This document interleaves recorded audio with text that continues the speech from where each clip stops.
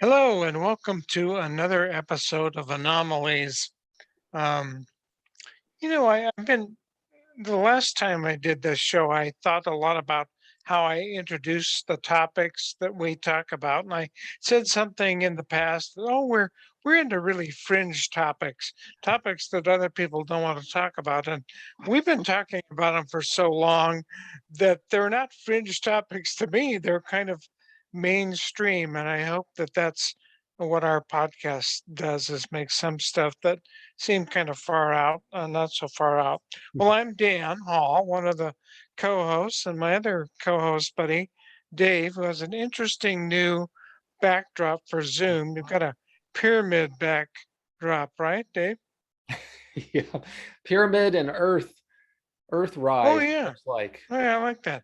I that's like not the that. moon. That's Earth, isn't it? I see a lot of blue on there. So yeah, I thought that was cool colors and just a real nice, serene kind of picture. So I chose that, but I like yours too. Um, Yeah. It's better than Mothman. I usually have that up yeah, there. So today, Dave, I have a question for you that's going to introduce our guest. So you're kind of familiar with the term remote viewing. If you would want to remote view something, what would it be? this is a question for me, right? We haven't introduced Right? Marty yet. Haven't She's waiting haven't in the got wings. Marty yet, but She's she's waiting going to to have a answer lot of that herself, I'm sure. But I can answer it. I would remote view. Let's see. Speaking of Egypt, I would really like to know what's in the pyramid, maybe looking into a time period in the past where it was it was much newer and much more relevant in terms of what was going on in Egypt. Right now, it's just a relic. We look at it as a relic of a bygone age, but it had to have had great influence in the past. I'd like to look into that history and see exactly what its purpose was and what was done in that area in Cairo and the Great Sphinx. I've always been fascinated. What's in the Sphinx? Is there a secret chamber? I'd really like to do that. I have a feeling that has been done, and maybe Marty can tell us about what some of those results were, maybe in at least in Egypt. That's one thing I'd really love. What would you, Dan, before we get to Marty? I'm well. curious. Well, let's bring Marty on because I was thinking Okay. about that. I'm going to come back to that question We'll let in a you little talk, bit. Marty. Yes, yeah. Well, Marty's on this. Our guest today is Marti Angeloni, and we're really happy to have her here. But I want to have her truly feel like a guest rather than having to listen to us. She can talk, and we'll have a conversation. So, Marty, thanks for being on with us. We're glad to have you here. Well, thank you for inviting me. This is an honor. Sure. I was trying to think of where I kind of met you online, and I think it was a SUFON, Mhm, Seattle UFO mhm. Network. Does that sound Yes. good? Okay, Yeah, I was a presenter, I think, on one of those. So that's that's how where what I remember. So one of the things I was drawn to was the fact that you're a remote viewer, which is kind of what Dave and I started with. But you're more than that. So before we get into the remote viewing part of it, how would you describe yourself professionally? oh my goodness, what a question. Uh, you know, uh, I'm a mixed bag, is what I am of a lot of things. Um, my professional background initially was as an emergency room nurse. For more than 20 years, I worked in two different states in ER and trauma. I had the opportunity to work the Olympic Games in 2002 in Salt Lake, which was amazing. And I've just had amazing experiences. And through that, there have been some key events that happened in my life with that career that had me sit back and think, you know what, there's a little more going on than just what I learned in the books.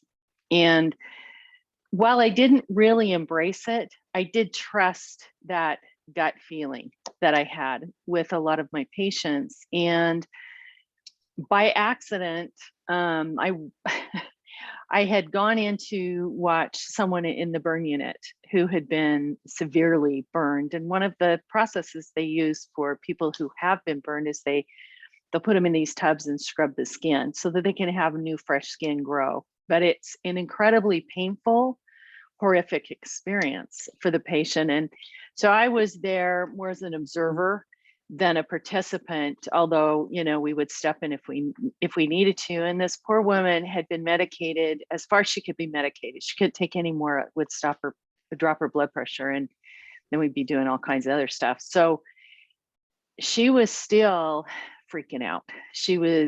They were putting her in the tub. She was crying. And for me, I felt like it was really barbaric. And I remember telling the nurse next to me saying, they can't do this. This is inhumane. They've got to medicate her further, which I knew they couldn't. And I felt like it was a hopeless situation. I didn't know if I would be able to even stand and watch them do this with her in so much agony already. And this woman walks in and knelt down at her head and just started talking softly in her ear. And all of a sudden, the woman went limp. 3 people jumped in and scrubbed at the same time all over her body, which there's no way she could have handled that. But she didn't move. She didn't flinch. She didn't cry, nothing. She was completely limp. She was not hypnotized. She was not hypnotized. When they were finished, the lady whispering in her ear got up and walked out. And the woman woke, she wasn't asleep, but she opened her eyes and went back to her room and everything was fine. And I remember saying to the nurse, what in the world was that? It was guided imagery, which is commonly used in the medical field. And I remember thinking, I got to do this. I got to do that guided imagery stuff. So I signed up for a class at the university. It was the wrong class. It was a Reiki class. I took Reiki in the early 2000s and loved it. But that also launched me on another path. And so it kind of opened my eyes to a broader sense of healing and the potential of the mind and our belief system and how it can actually heal our bodies physically.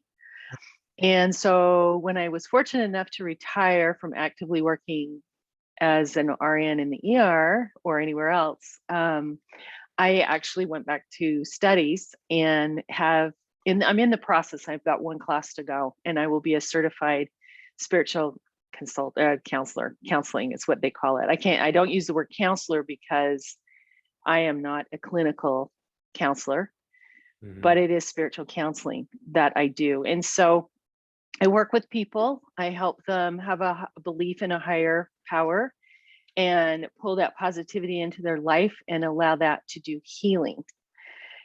Interestingly, connected to that comes other experiences, when you start opening yourself up to spirit and what spirit's going to talk to you, or God, or whoever your higher source is.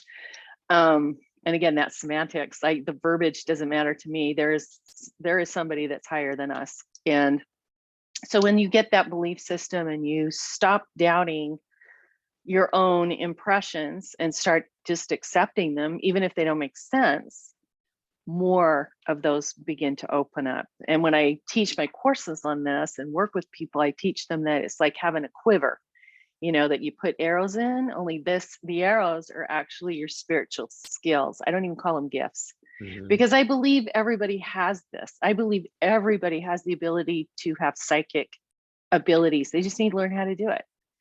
So that's my focus. The healing piece of it is the remote viewing piece came in, and from the remote viewing and the studies, which I'm always learning something, I was able to connect with the Rhine Institute, and I took courses there, took a remote viewing course from Paul Smith, who was one of the original Stargate remote viewers, and then have done a couple years now of training with Pam Coronado on missing persons and remote viewing. So I do that as well, which was kind of my initiation into remote viewing, was a missing persons case. So that's tell me. us about that case, the missing persons case. Oh my goodness. It was the weirdest thing. When people talk about when they step into some kind of a psychic experience or psi experience or whatever, intuitive, a lot of times the events happen unplanned, right? Like you're not looking for this to happen and it jumps on you. So I'm no exception. I had never heard of remote viewing before, but this was about, goodness, this has been about 6 years now. I had an experience where I woke up 3 consecutive nights at 4:44 a.m. after having seen, and this was not a dream, I woke up and they were flashes. The best way I can describe it is like a really old slideshow. You know, the old slides that you put in a projector. Mhm. Well, think of them really, really old, and they're kind of faded and brown and you can't really see them, but just see them. It was that kind of experience. So each night I had seen a series of images that made no sense to me. I didn't know what they were, but fortunately I had the common sense to write it down. And what I couldn't describe, I would draw pictures. So I have images that I drew, sketches, descriptions, all kinds of things. But basically the first night I saw the shape of a tombstone. It was black, it looked solid, it rose up in the arc shape of an old tombstone. I didn't know what it was. And it looked like there was a tree or something going over the top of it, right? So now in remote viewing, you don't label, but I'm going to label it for the sake of the explanation. So I drew the equivalent of what it would look like, almost a tree. Then the next image was a little boy. And this I did see. I saw the face of a little guy. He looked like he was about 5 or 6 years old. He was black, his hair was very cropped, and he did this to me. Was smiling, huge smile, but he lifted his head back like that. And on the side of his head, the left side, there was a huge blunt trauma injury. And I recognized that as an ER nurse. I was like, oh crap, I know what that is. But he was smiling. So I thought, well, maybe he's okay. You know, you just don't know what it is. But that brought the sense of urgency. And the next piece I saw was blue dollar bills or it was blue pieces of paper, and I knew it was money. Let's just say that, you know, the impression was of money. And there was like a glass cabinet or a see-through cabinet, and the money was being pushed from one person over to the other. Now there was no movement, but it was that intention. Like I knew that's what it was. Woke up, went, what the heck? Because it was this fast, boom, boom, boom. And I hurried and drew it, what it was. I didn't know what to do with it, but I knew at least it was recorded. Next night, I woke up again, 4:44 a.m. and I went, whoa, this is weird. What is going on with my circadian rhythms? I'm all messed up. This time I saw, and I'm not sure I'm getting these completely in order. It's been a while, but all of this information is on my website. So if anybody wants to go read it and look at the pictures, they can. This time I saw little legs that were spread out as if I was the person looking down as a child, cut off jeans, sitting in the dirt, no shoes. And I did see movement with this one, which is unusual. I saw a big, huge tarantula spider run straight for the crotch of this kiddo. And I went, oh my gosh, that was really unsettling. I also saw, let's see, what else did they say? I saw a little red truck in the dirt, like a little toy, a little metal truck that was rusted. It was on the side in the dirt. Oh my goodness, now I can't remember everything I saw. Anyway, like I said, it's on the website. Oh, and the next day, same thing, 4:44, I wake up. And at this point, I'm like, this is not a coincidence. This is a message. And I had better make sure that I follow up on it, although I didn't know how. I saw what would be described as a baseball diamond, but thankfully I didn't describe it as that. I just saw green grass in a diamond shape. And I wasn't even sure it was grass. It was just foliage or something green in a diamond shape. There were trees around it. I saw the same space where the tombstone was again, but this time it looked like there was a river or a road or something that went behind it. Anyway, so all of those pictures I collected, I felt a tremendous sense of responsibility to this little boy. Like I felt panicked. You know, I'm a mom. I got a bunch of kids. I panicked and went, oh my gosh, what am I supposed to do? Is this kid in trouble? Am I supposed to help him? I knew he was in trouble. And so I posted it on my website, the pictures, it's the same ones that you'll see, posted that onto Facebook. And within maybe 24 hours, I received a message from a woman in Africa who said, I think I know who this is. Can I put you through to our law enforcement?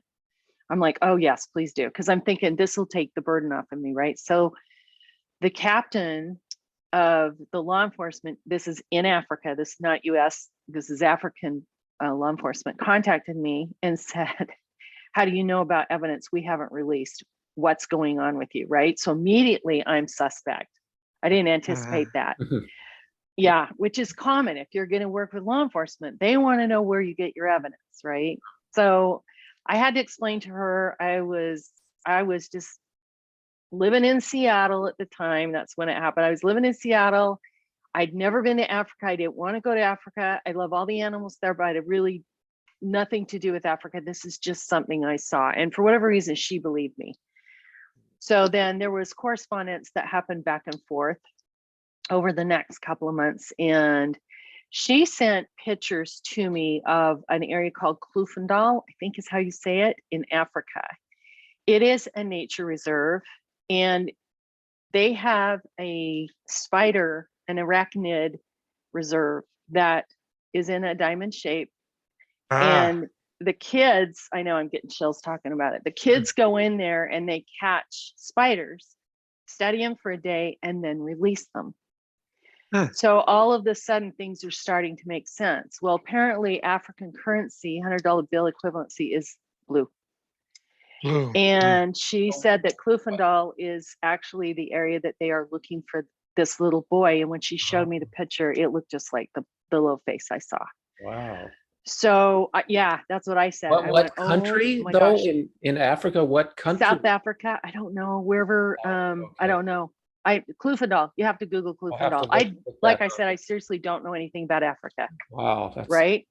crazy. Yeah, it's crazy. So you know, the thing, I did talk to a gal that does. I was put in contact with a person that does remote. She doesn't do remote viewing, but she does psychic investigations for Orange County, California law enforcement. And so she guided me to the International Remote Viewing Association, IRVA, and suggested that I start looking there because she said what she felt I had experienced was a remote viewing experience, which I tend to agree with her on all parts, with the exception of one that I can't explain. So I'm going to go with it.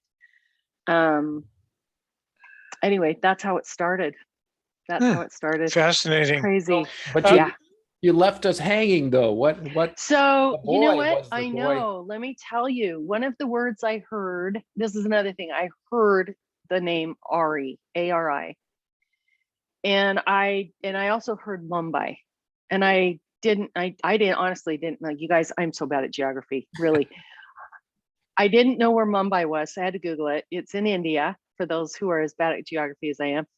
And I looked in India, in Mumbai, for anything that had the name Ari in it. Apparently they have a university there, Ari University, that does research of some kind. So I knew he had been taken to Africa or to India. And I had she'd asked me what my opinion was, which I personally, I don't feel it's ever the person that is doing what psychic investigations or remote viewing, whatever, to give that opinion. I don't think that's our job. Our job is to receive and record and release. And the law enforcement's job is to do the investigation and come to a conclusion. So my job was to give her information. They wanted me to change some of the information to fit what they thought might be evidence, but I refused to do that and stuck to my guns and said, no, I really heard Ari. They gave me another name and said, could it be this? And I said, no, I really heard Ari. That's what I heard. I don't know. You know, you're better at this than I am. So they did their investigation. They actually caught a guy. They never found the little boy. and they never found his body. Hmm. So it validates for me that my belief is he was probably sold into trafficking. I don't sense that he is still alive. I hope I am wrong on that, but I don't know. That's it. The sad thing too about doing, I guess it's sad, sometimes it's not so sad, but when you do, after having done this now for a little bit, when you do psychic investigations, you don't always get feedback. You don't always know what the outcome is. You know, they take your information and run, and the best feedback you get sometimes is, hey, can you tell us some more? Can you go look at this again? And so when that has happened, I'm like, oh, okay. So apparently something I said triggered information that they could use, but you don't ever get anything back. I was, you know, they took the police and the helicopters and the dogs and searched the area that I had described that they recognized. You know, I had no idea where it was, but they're in Klufendal somewhere. They did that. Oh, and the tombstone, this is significant. So the tombstone actually, I'm glad I didn't call it a tombstone. I call it a big archy thing that was black and hard, was actually the front door of a house that they had been investigating. And there was a tree that went over the top of it. And the fact that that came a couple of times to me means there's significance to it, you know. So I felt pretty strongly that I got good information and they were able to use it, and they got their conclusion, which was to arrest and convict somebody. But I've never heard any more. And I have my guesses as to what happened, but I won't say what those are. I'll keep those between me and spirit. So that's my introduction. Well, that's a pretty impressive introduction. I experimented a little bit with remote viewing through some online class and kind of concluded that I wasn't good at it, but that contradicted what the class said. Of course, the class, when they were trying to sell me something. So here's the question I have for you. Is being a remote viewer the same thing as being psychic? Let me think how to answer this. A remote viewer will use psychic abilities to remote view.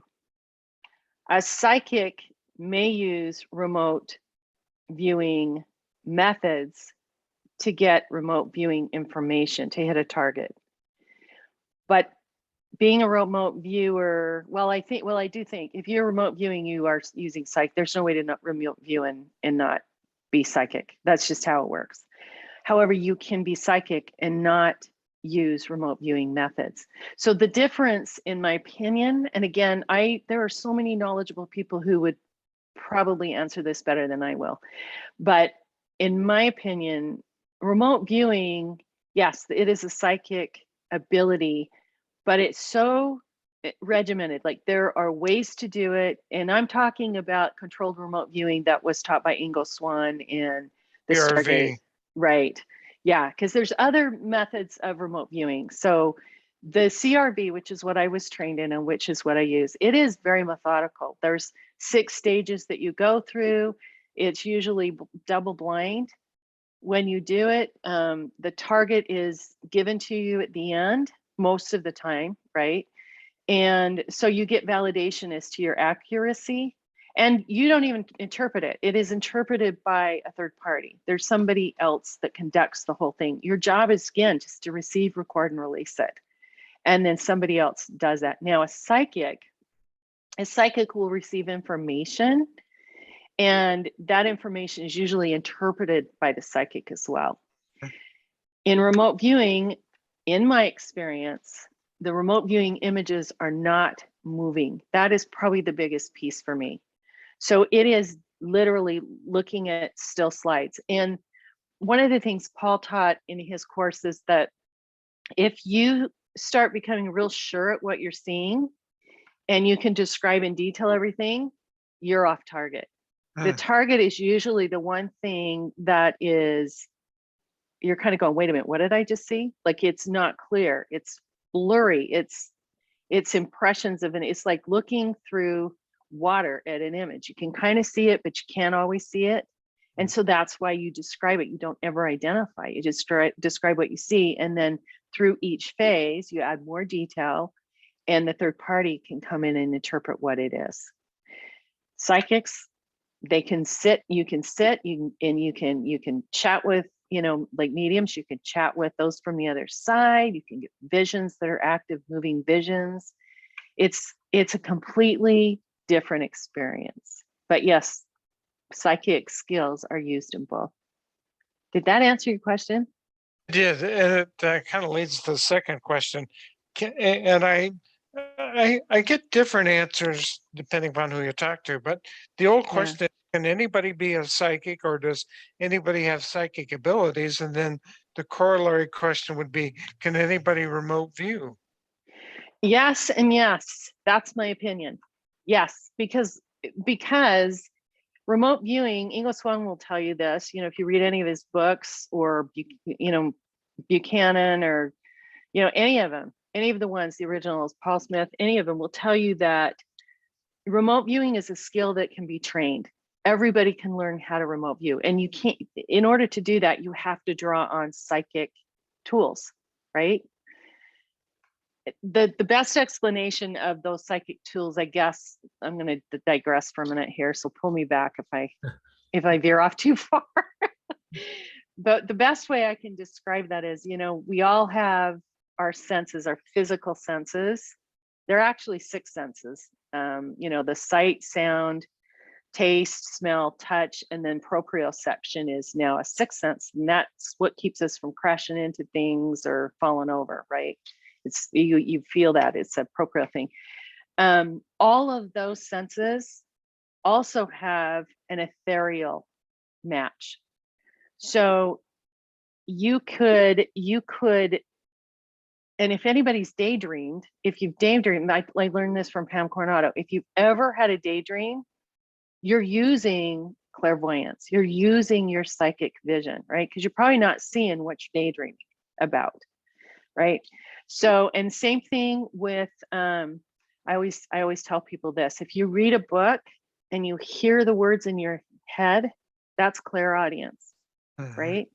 So we could go down the list of all of the different clairs, that's a term that is used, but basically all of those extra senses, which are extrasensory perceptions, it's not, ESP is not like woo-woo stuff. It really is a scientific description of senses that you have that are beyond your normal senses, but they're the same senses, right? Pretty easy.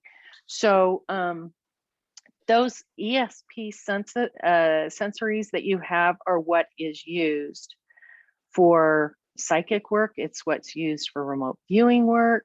I think I forgot your question. Well, yeah, I think you answered it. You Okay. said, but anybody could tap into their own psychic abilities, and anybody could also learn remote viewing. Right. That's exactly true. Now, here's the thing, and this is why people get discouraged, right, about certain things. I'm not a real huge clairvoyant. I'm very audio, very, very much audio. I write, right? So I hear things in my head. I like musical, I hear things. My daughter is very visual. So she's got strong clairvoyance. So people have their areas that they're strongest in. But the thing of it is I can be a good clairvoyant. I just have to practice. And that's the key. It's like somebody that wants to go out and shoot hoops in an afternoon. They'll go shoot hoops and they may make several baskets and do really well. Yes, they can shoot the basket, but they're not Michael Jordan, right? Yeah, right. Same thing with, like an instrument. I mean, you could sit there and I don't know, play the piano. Everybody can sit down and tinker on a piano. You play chopsticks or even just hit the notes, with your feet, whatever. But you're not going to be, Victor Borga, who can sit down and play songs backwards and forwards, right? And not even look at the music. So it's all about practice, and it is all about the innate gifts or abilities that we are born with. Some are better at art, and some are better at singing, and some are better at jogging. We all have things that we do really, really well in, and we excel in those because usually the things we do well in, we practice. So if somebody out there is interested in becoming a remote viewer, take courses and practice and practice and practice. And the worst thing you can do for yourself is to say, I can't do this. Because that immediately shifts the energy and your ability to receive, because honestly, the universe turns around and gives us what we ask for. So if I say, wow, I really suck at doing remote viewing, I'm not doing it anymore, or I think I'm going to give up because I just don't do as good as, Joe in my class, the universe is going to go, oh, she doesn't want to do it anymore because she thinks Joe needs to do it. So, okay, we'll support her. She doesn't want to do it. We won't do it. So you got to be careful what your intent is. You got to be careful about being discouraged. It's like the piano. If you can't play the first time and you get up and walk away, well, you're never going to play the piano. But if you sit down and practice, pretty soon what you practice goes into your subconscious, and you don't even have to hardly look at the notes. Your fingers do all the work. Muscle memory. Does that make sense? Does. Yeah. Dave, why don't you jump in here? Yeah, I might, I'm just sitting here thinking about everything that Marty's saying and coming up with several questions. And this question may send us veering off in a different direction, but I think it's a really good segue in, what Marty's brought up already. This is a good direction to go. For me, I'm very interested in this. So Dan's question was, can anyone do this? Is there an innate ability? And obviously, I think we all agree there's varying abilities that you're born with just innately, but you can also nurture certain abilities. You can practice. Again, you're not everyone's Michael Jordan or Kobe Bryant or Steph Curry or whoever you want to pick. You're Tom Brady. There's only one Tom exactly. Brady. Right. But the question I have is, all of us, especially those of us who don't feel like we have the innate talent, we've hit 50 years of age plus, and we think, I probably not going to happen for me unless I really, really focus. So what we like to know is there a cheat code? Is there a shortcut? in the era of internet everything, you can get, you can take shortcuts that you didn't used to. I played soccer for 40 years, and I see these kids who are like 6 or 8 years old on YouTube doing these crazy tricks that I had no hope of learning 40 years ago. And I'm like, I sure wish I would have had YouTube back then, because it is somewhat of a shortcut. You're taking advantage of the abilities of others, and then this medium that can share their experience, and you can take on that experience. So it's not really cheating so much as it's just taking advantage of someone who's sharing, their decades of honing their craft. So that's a long way of moving into an area that I suspect Marty is interested in. I know that Dan is interested, and we've talked about this before on the show, and that's lucid dreaming. And I bring that up because I'm personally doing some experiments with my friend who's a very good lucid dreamer. He can, and for our audience, most of you probably know what lucid dreaming is, but it's knowing that you're dreaming while you're in the dream. So you become lucid in your dream and you say, oh, hey, I'm in a dream. You don't wake up, because if you wake up, obviously that, the dream's over. You can't take advantage of that state anymore. But we're doing experiments. I have a box, a shoe box, and I put an object in the box. And I asked my friend to induce a lucid dream and go find my orange, it's an orange Nike shoe box. I say, go find my orange box and tell me what's in the box. And so I want to know from Marty what you think about that. Is that tapping into this, psi at some level? And, someday I'll share the results of that experiment on this show, because they've been very fascinating, I think, what he comes up with in terms of his guesses.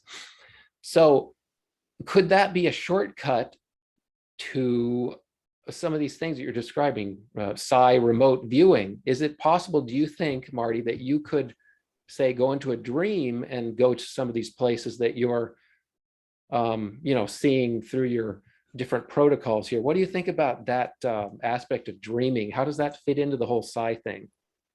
Well, absolutely.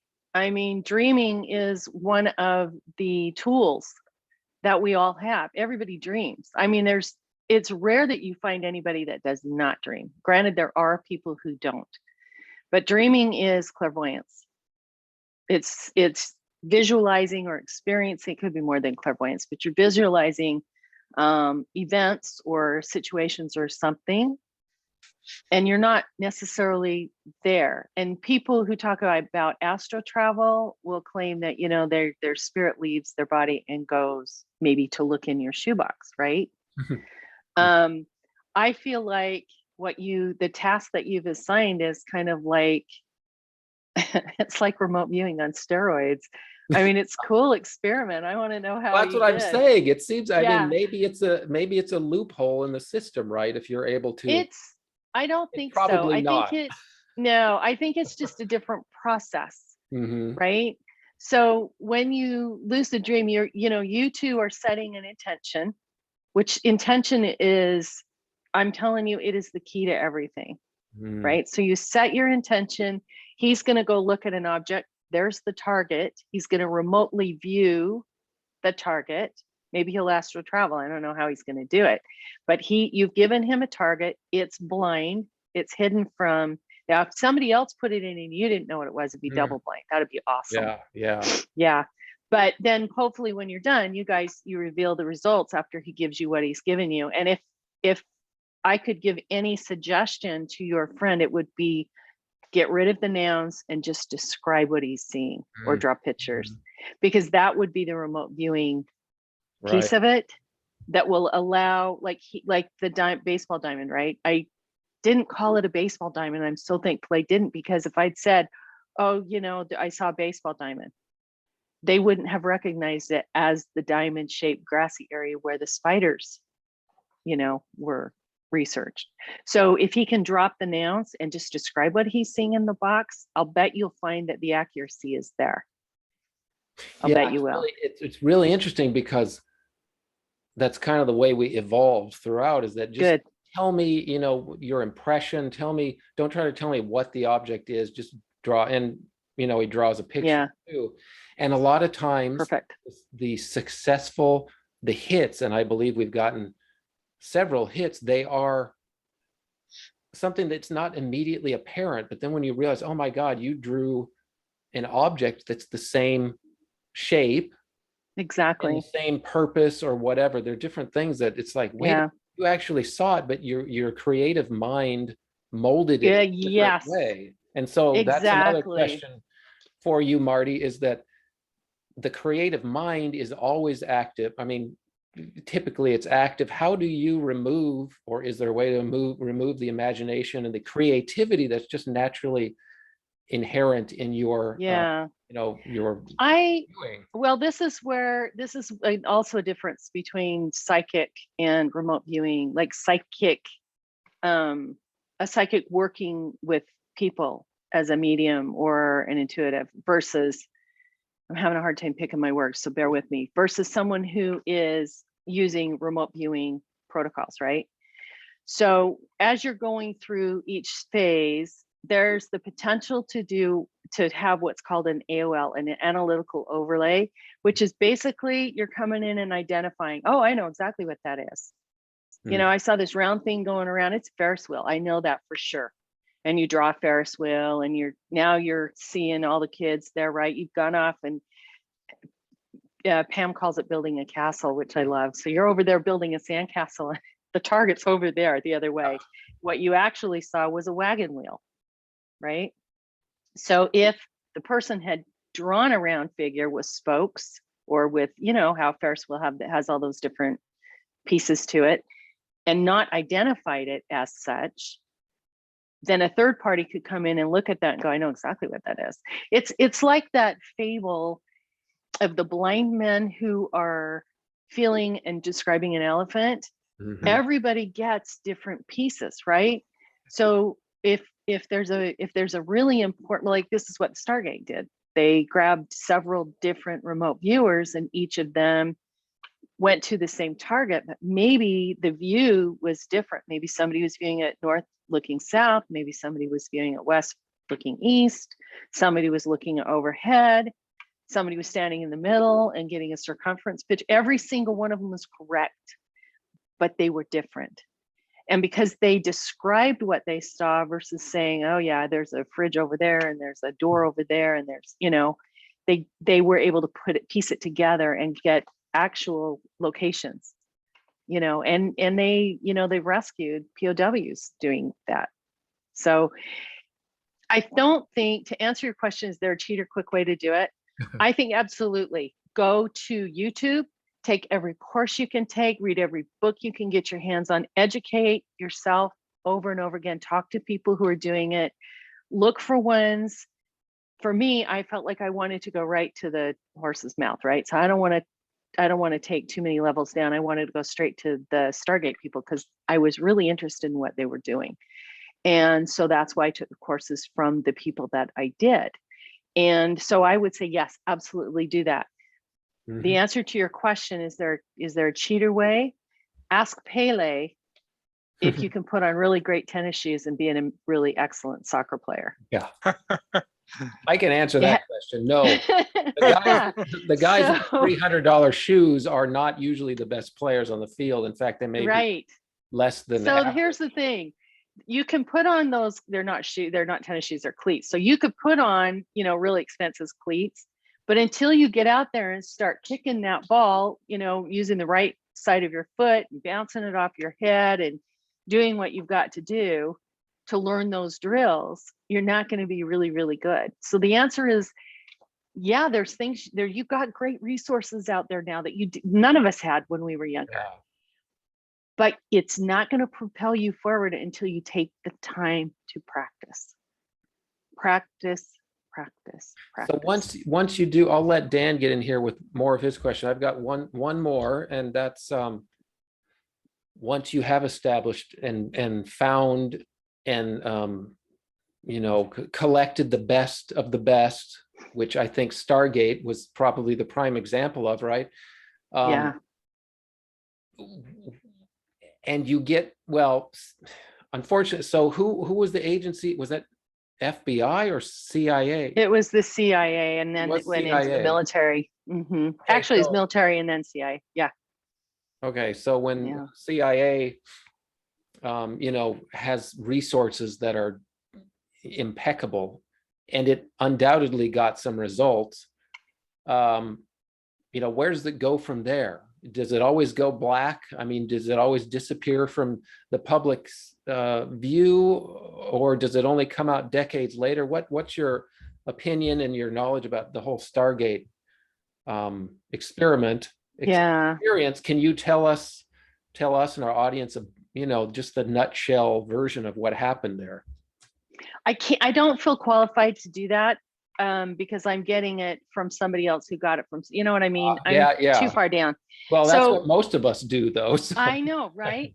But in general, you can talk about how that process might. In general, yeah. So the way Paul Smith describes it, he said that the military took grunts. They wanted guys that had no experience with any psychic anything, and pulled them in to grunts is, it's a military term, so it's not meant to be derogatory. It was just what they called them. So they pull these guys in with no experience using psychic anything. And granted, these military Stargate people are super educated, and they are decorated military, and they all have degrees at the yin yang, and they speak like 5,000 different languages. These guys are super smart. Mm-hmm. So it's intimidating sometimes to talk to them, but they're really, really open to helping because they don't want to see remote viewing die. Mm-hmm. So CIA pulled them in. This is just a real quick one. They did this remote viewing. They were able to, Lynn Buchanan was able to identify I hope I'm telling this correctly, a submarine Mm. that was being built by the Russians, and it was hidden in kind of a bunker, and they couldn't figure out how is the submarine going to go from land out to sea. It was too far away without being seen. And so Lynn Buchanan did several remote viewing sessions, but he came up with this design, and it had a lift on it, and there was a tunnel, and they didn't believe him. And the submarine itself, and I don't know submarine talk or boat talk, so I'm going to say this wrong, and I apologize. But he drew the gun, I think it's the gun whales with where they shoot the missiles out of the submarine in the front, and they'd never been there before. I guess they'd always been in the back. So he drew them that way on his thing, and they gave him a hard time, said that's impossible. This is not how it works. It's Saint, blah, blah, blah, blah. And I think it was several months or years later, they found the exact submarine that he drew. He was absolutely right. A tunnel had been created underneath the ground so that they could float it out to sea underground. Like the stuff that he found was, nobody had heard of it before, so they all thought he was crazy, and then he proved them wrong. Same thing with, they did, I think they went after some POWs, and so they remote viewed some POWs and were able to rescue them. So the stories that these guys can tell, and I'm not, again, qualified to tell them their stories, but they're in their books. And so if you Google the Stargate military project, you can, or go to International Remote Viewing Association and look on there. Just even Stargate, you're going to pull it up, Now, and you'll be able to. Sure. Sorry, go ahead. I interrupted that. This was put into a movie, wasn't it? Isn't that the men who Yeah, goats? I don't. Based on Stargate, or I don't know, to be honest with you. Yeah, I think it's loose. I think I've seen documentaries on the subject that I thought were pretty accurate from what I had been told and what I read. And I think there is a movie or a TV show or something called Stargate that has nothing to do with it. So again, it goes back to your sources, and it's really what you want to do. Now, there have been, I'm going to say this, there are many people who have taken the original controlled remote viewing, CRV, and have adapted it so that they can use it for other purposes, or they can use it for, their own methods. Because here's the things, and I have a book that I've written about this, and it kind of talks about this. So I won't belabor it too much, but basically we all have our own language with God, with spirit, right? The words that I hear, the symbolism that I get is not going to be the same exact symbolism as for you, right? So for example, this symbol, which you see everywhere, most people will take that and go, oh, that is love, that's romance. I mean, I don't know what that means for you guys. When you see this, what do you think? Am I doing it right? I of course think of a heart, but it's more, I think of more of universal love, not specifically between, not marriage or anything. I think of it as universal. Right. Let's come together and love each other. I don't know, Dan, Yeah. what do you think? Well, what I tell you, what I'm going to think, you'll suggest I do a stint at the Western State Hospital.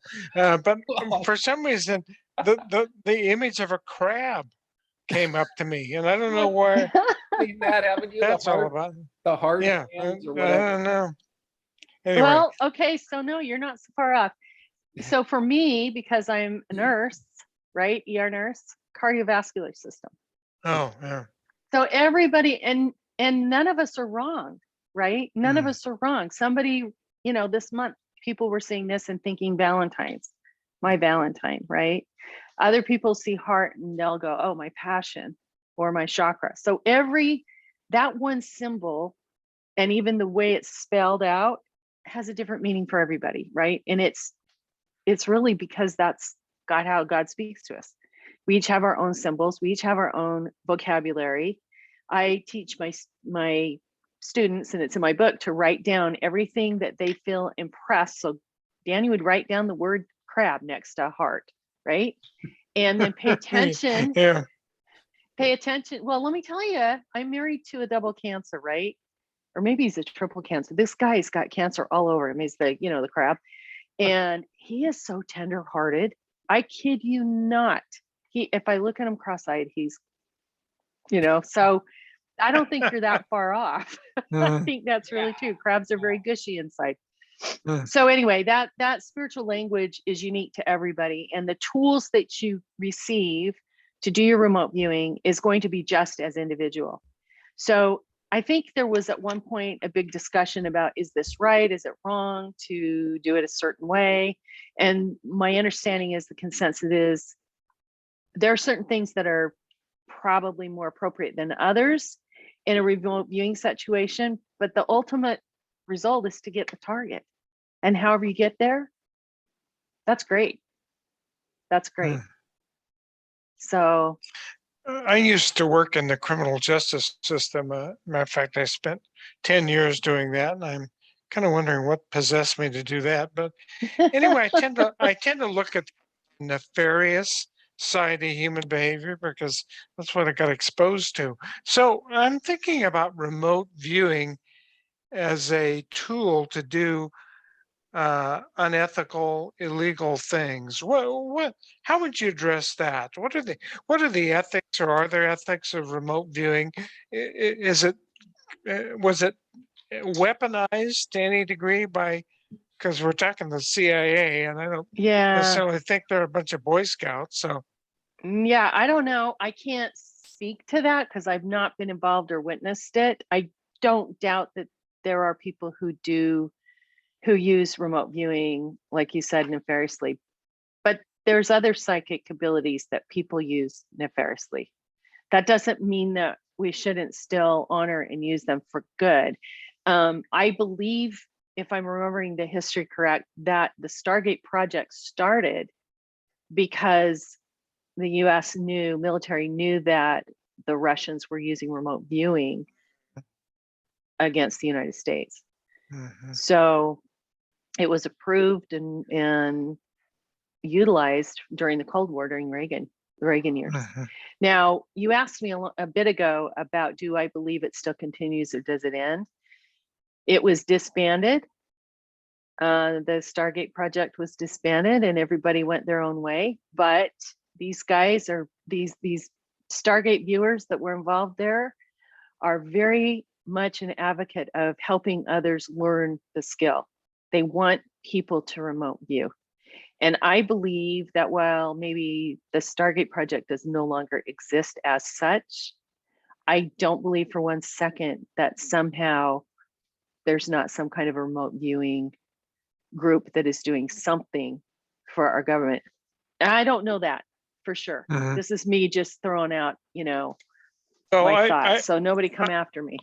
I've been a past member of MUFON, and I think one of the reasons MUFON exists was because the government said, "Oh, we're not going to look into UFOs anymore. They're not a problem anyway. We'll just," and they're still doing it. I mean, the evidence has come out recently that the government didn't drop that. So I'm wondering the same thing about remote viewing. If the government says, "Oh, no, that's not something we need to be concerned with," but that's not for public consumption.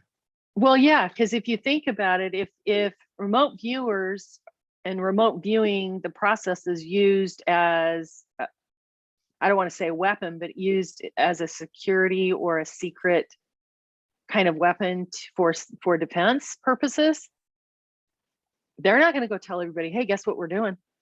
That's not going to get public knowledge, especially nowadays. There are things that need to stay secretive and quiet, and it doesn't make them bad. It just makes them nobody else's business, right? So then that goes into the ethics of remote viewing. I believe that your accuracy also depends upon your intent. You put the intent out there to hit a target, and what is your purpose?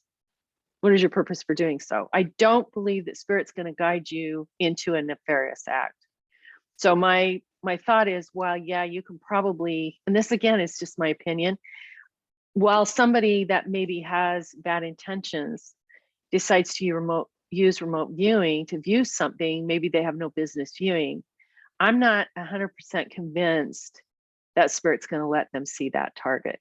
They may go elsewhere and think they're right. That organization that you mentioned that you belong to, does it have a code of ethics as far as how? That's a good question. It's never even come up. Like it's Mhm. just part of an understanding that everybody's in there that I know is in there with positive intentions. We're all in there to help other people. Like I do my sessions with my own clients, and I wrote the book and I teach the courses to help people get better at what they're doing, whatever they want to do. There's no ill intent behind that. And that's been my experience around the members of the International Remote Viewing Association. They had a wonderful conference that there were people that attended it in New York, and then I watched it online, and just so much goodwill there, and so much. It was really a feel good kind of thing. So I don't know. I'm sure anywhere you go, you're going to find somebody that has maybe not pure intentions, but Right. my experience has been that they're great. Right. Now you're seeing some of my biases come out here. So one of my Yeah, that's okay. of all time was Jim Mars. Are you familiar with him? No. Yeah, he's written a whole bunch of different books, investigative reporter, but he had some in one of his books called The Terror Conspiracy, he had a bunch of remote viewers uh, remote view what happened on 9/11, and that Mhm. was their result was not what the government told us happened on 9/11. So I can see where Mhm. people could get in trouble for using remote viewing to tell the truth about certain things that people don't want the truth to Right. be told about. Yeah, I think so. I mean, but isn't that true with everything? Isn't that true with somebody, you think about in the 1800s when they were having seances, and Mhm. they debunked all those seances because these people were saying whatever they could say and doing parlor tricks and stuff to fool people and get their money. So this kind of thing has gone on forever in the psychic community because it's difficult to prove.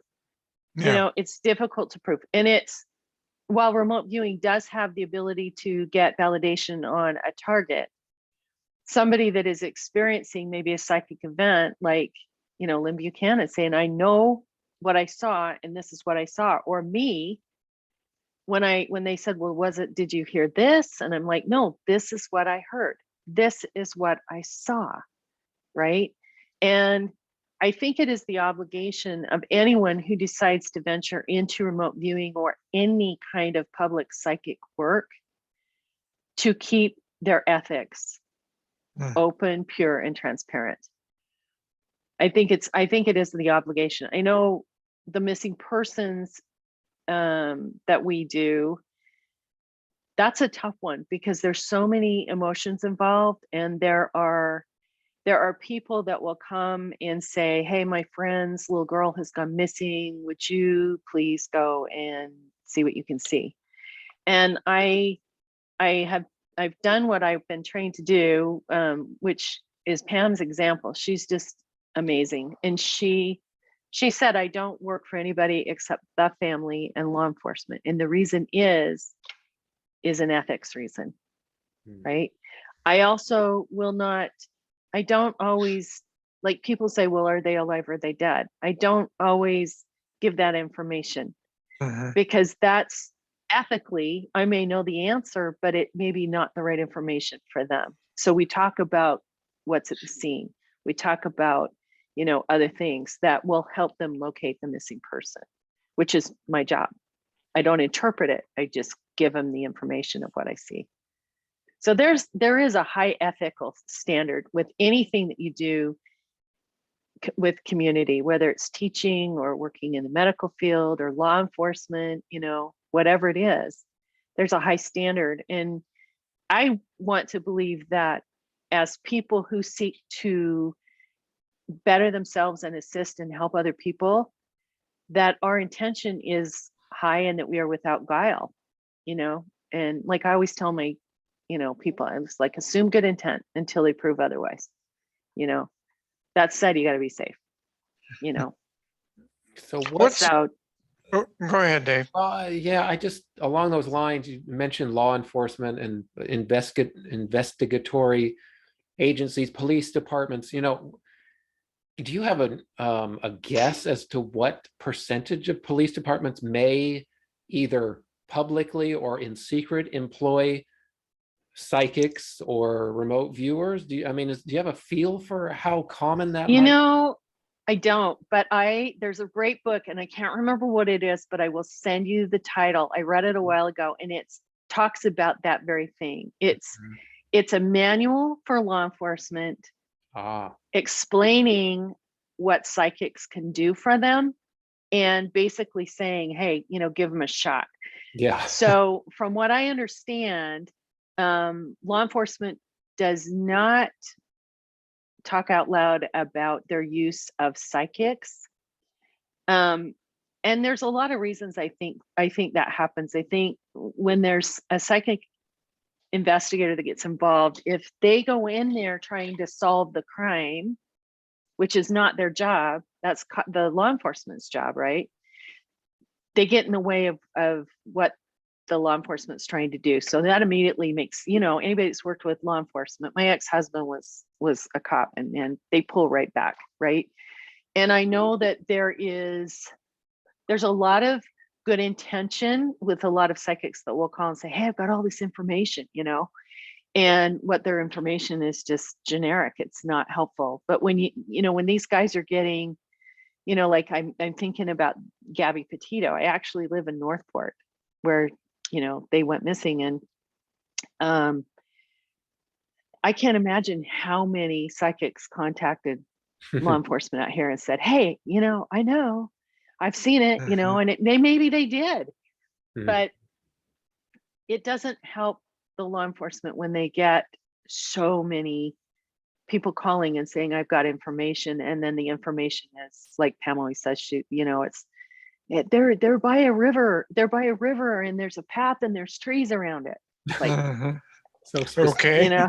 Yeah. It's kind of it's a no-win situation too, because if it's discovered that the police department was employing psychics and the psychics were wrong, of course it's an embarrassment to the police department. Exactly. And if the psychics are right, it also presents another complicated thing that the PR department would probably rather not deal with. So I would it's a fine line behind the scenes.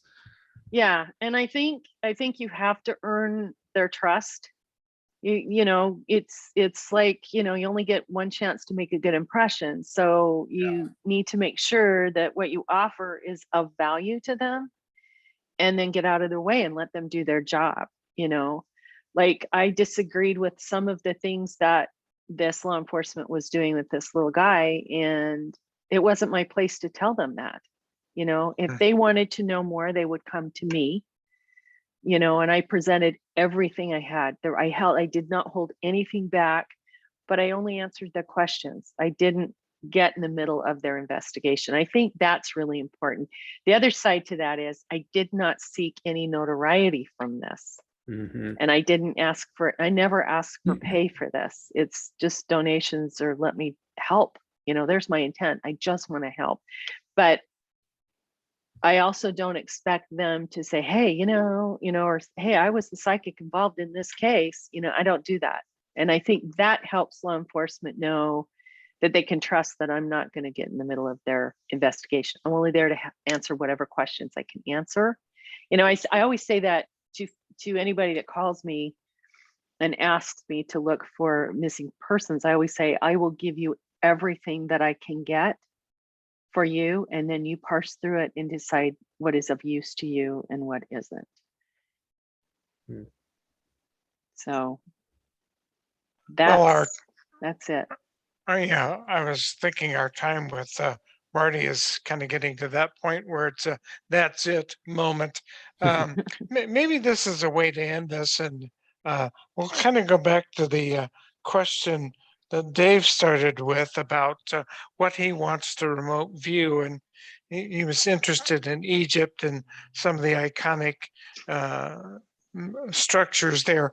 One of the things I'd be interested in remote viewing, and Marty, if you've heard of anybody who's done this, and we're going to ask you what you want to remote view, would be Mars.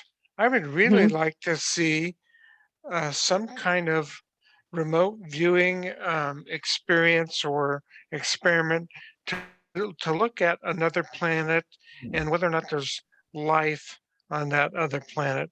What do you know about that? Has anybody ever tried anything like Yes. that? Yeah, Oh, actually, yeah, they have. Ingo Swann, Mhm. before he died, spent time looking at space. And I believe, and I'm not positive, so maybe I shouldn't say anything. I believe he saw rings or moons or something that was not documented yet around one of the planets. It's worth looking up because he actually did that, was able to go into space and look at that stuff. Yeah. So I yes. remember that. Yeah, in the Art Bell years, I remember Yes. Ingo Yeah. Swann Art was Bell, on. yeah. I mean, discussion was on. They specifically looked at parts of Mars where there's been discussion of potential artifacts. I think now here's what I think is a controversial figure, Ed Dames. Mm. You know Ed Dames, Marty? I mean, have you? I know the name and I don't know why I know the name. He was a permanent fixture on Art Bell. I mean, like a Art Bell. Oh, okay. Yeah. Okay. weekly thing, weekly guest. Personally, I didn't trust him I didn't trust who he was saying, not him. I didn't know him specifically, but I didn't. But I think he was involved in the remote viewing of around that era. There's a lot of focus on Mars specifically, but I do remember you brought up Ingo Swann was the one who took a serious look at it, and I agree. I can't remember what the conclusion was, but it was very significant. It wasn't just right. It wasn't anything mundane. It was phenomenal. And Ingo Swann was, he's the one who coined remote viewing. He is the originator of remote viewing as we know it. So again, go to the horse's mouth, go look and see what he did. It's in his books, it's in articles, like you can't not find the information. Absolutely. It is fascinating. So where fascinating. Dan was going to ask you, I'll jump in and say, where would I go? Where have you? I'm like you. I want to go see the mysteries in history. So I probably would go back to the golden era of piracy and sail the Caribbean. I've written books about pirates, so I'm kind of fascinated with that. Yeah. To talk a little bit about that, because I knew you as Marti Melville instead of Angeloni. So you are an authoress, and obviously, did you feel some connection to Herman Melville, or what? How did you think? Yeah, no. So I'll tell you truthfully. So Marti Melville is my maiden name, and I was born and raised. So I've asked my dad several times, "Are we related to Herman Melville?" He's like, I don't know, maybe the aunt or something. So yeah, who knows? I claim it. I'm going to say yes. Yeah. They can't prove that we aren't. Let's just say that, right? But back then, here's all this stuff that happens with your genealogy, and anyway, Melville is our name, so I'm going to say yes. And I love the sea too, so there's some kind of genetic connection there. So those books came about. I had 3 boys gone to 2 boys to 2 different wars, and another one in Honduras, and it was pretty intense. And at nighttime, it was the first of the wars right after 9/11, and they were a lot of active fighting. And oh my gosh, I have such amazing boys. But anyway, I couldn't sleep. I was nervous, and I knew that during our nighttime they were in harm's way. And I mean, as a mom, you just don't sleep, right? So I would sit up on my patio and I looked at the moon and thought, well, I'm going to look up family names, right? So I started looking up those genealogy lines and found a pirate with the same last name as one of my relatives. And I thought, oh, this is kind of cool. I've never heard of this guy. Started researching it, and then the information download, channeled, like it was pure channel. This is a story that was not written by me. And I teach that course, channeling for writers, how to write using those methods. I have connected over the years. Anyway, so I've written 3 or 4 books about this one particular pirate. The history is accurate. There are things in there that are fictional, obviously, because I wasn't there and nobody was. And so it's all based on what I've read. And then some of the stuff I created just to create a story, but it's pretty close to accurate.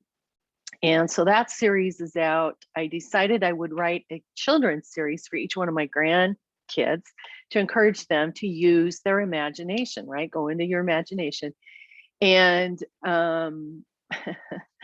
my agent said, you cannot use, well, then in the middle of writing all of this, here comes another book, right? And it's a haunted house story in Savannah, also based on historical people.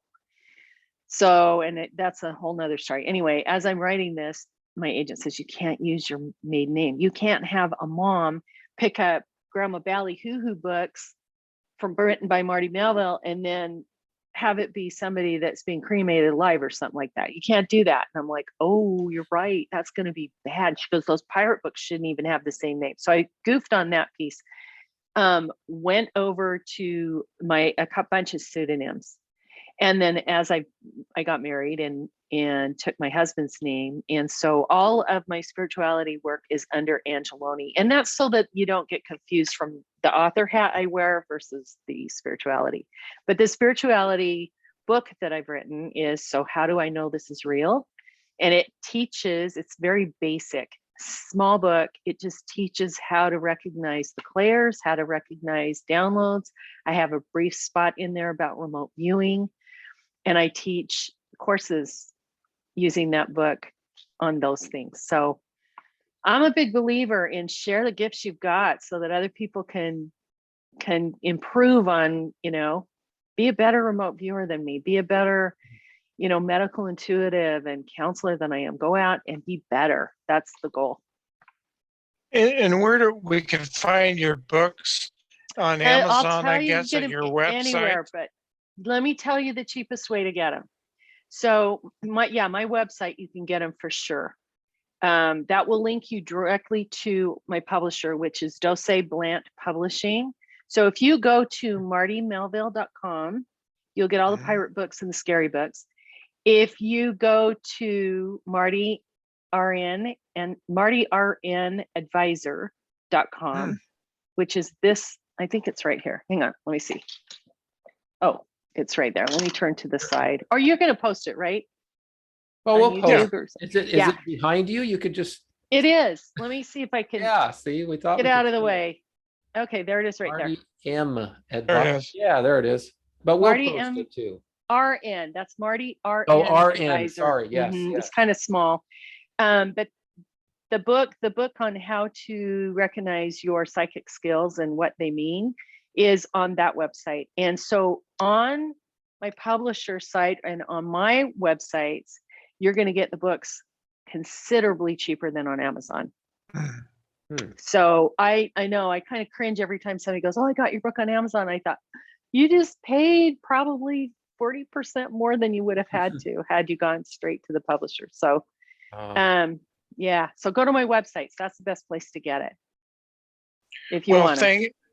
Thank you very much for being on with us. Oh, my pleasure. Thank you. Yeah, great conversation, and maybe we'll see you down the road somewhere. I again. hope so. Yeah, I hope Dave, so. is there any final thoughts here? No, I find at the end of a 90-minute chat here, I always end up with more questions hanging than I feel like I got answered, but that's a good thing. It's not a bad thing. It just means that my mind has expanded yet again. And I hope that everyone listening to this feels the same way. It gives you ways to branch out and future investigation for yourself. You can just never stop learning. That's what makes this fun, this these chats. So everyone should go to Marti's websites, pick up some books, and expand your brain a little bit more. You've got room left. Of course. Yeah. I mean, reach out to me through my website. I answer questions. I do, people text sessions because they don't want to have to take time to do phone calls and Zoom. So I'm super flexible, love to talk with people and help any way I can. Very cool. Good. Yeah. Well, thanks Right, for this I guess we're opportunity. This done. was awesome. Sure, anytime. That's Oh, our, goodness. we like talking to people and we like spreading knowledge that people that they Right? don't have at their fingertips. So you're always welcome. Oh, thank you. I Thanks again, appreciate Marty. that. Yes. Nice to meet you great. both in Good to meet person. you Bye-bye. too. We'll see you again too. Bye-bye. Bye. Okay.